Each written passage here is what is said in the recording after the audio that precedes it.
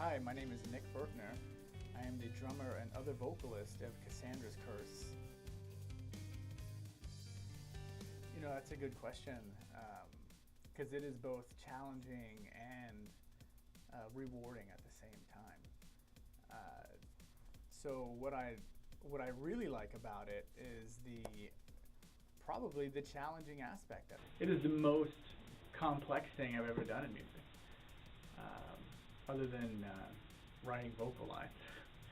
It takes a lot of intense discipline and kind of stepping out of your body, so to say. You kind of know your drum riffs, and so you put those on automatic while you're able to focus on, you know, being in tune and singing and playing drums at the same time. Before that, guitar and singing was very difficult. You know, I think a lot of people run into that, and then you're able to do that. And then moving to drums and singing is, you know, obviously it's something that's a lifelong process of learning. So the most challenging and the most rewarding thing kind of tie up together because it's so challenging, and just, you know, surprising myself that I can do it makes it, you know, very much rewarding. It was a show that you know, we had played at, you know, a lot of, probably 3 or 4 years ago, and it was in Longview, Texas. So we drove out there, and nobody was there, but the owners of the place were really cool. She also, I think, like, hosted a radio show there. And it just ended up being a really cool experience. There's a couple other bands, and we just, you know, I just remember it a lot. You know, every time I drive out to East Texas, actually, I think about that. It's gonna be great. Our show in Austin is gonna be awesome. Last time we played there, it was a great turnout of people. The bands were great. Austin is just truly great. So can't wait to get back and really rock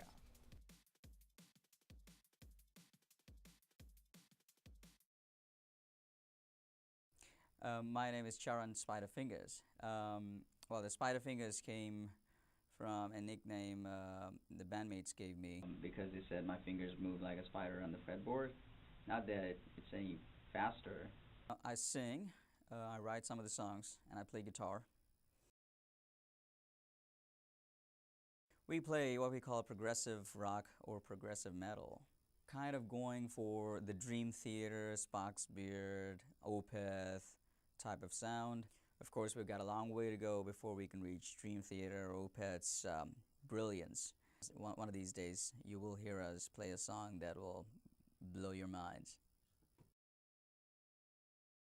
Yeah, you could say we're more on the technical end. We try to make it a lot more interesting to the audience. You know, we don't play 3-chord or 4-chord songs. We go through different passages within each song.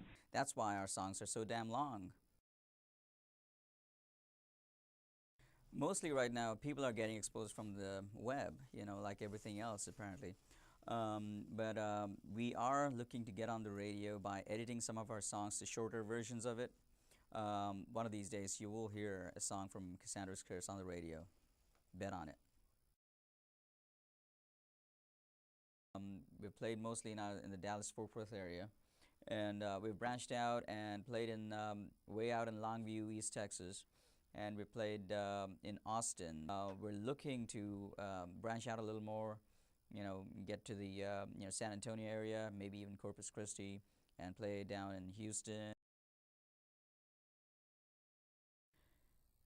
As far as songwriting goes, it used to be inspiration, you know, based on the mood that I was in when I wrote the song, or, you know, a series of chords that I was playing on the guitar, playing around with. But with the latest album, since Nick challenged us with this theme album concept, I had to write songs that fell into the storyline, that fit the storyline, actually told the story. In the next 6 months to 2 years, we are looking to finish the album. I see Cassandra's Curse finishing the album, putting it out there for the people to like or not like, this being progressive rock, I'm not expecting a huge, response, especially in the Texas area. But we'll see how it goes. And then we're going to use that album as our launching pad for our growth.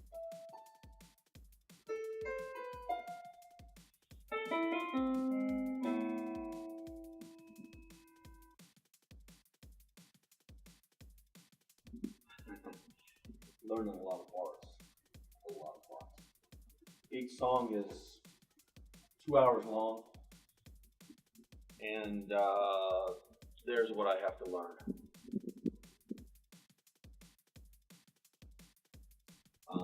Practicing is remembering all the changes, whether I'm playing keyboards or guitar, or changing back and forth in between, or revising parts that happen. But it's not that difficult to just practice. I think it was Headhunters in Austin. It was interesting because I didn't have monitors. So I relied on Gary a lot on that show to follow him. But yeah, I'd say Headhunters would have to be it. But we had a good crowd, so that was. I mean, shows are interesting anyway. It's never what you expect. So, not being able to hear the acoustic one was really interesting considering I had leads. So, I couldn't tell if I was playing them right.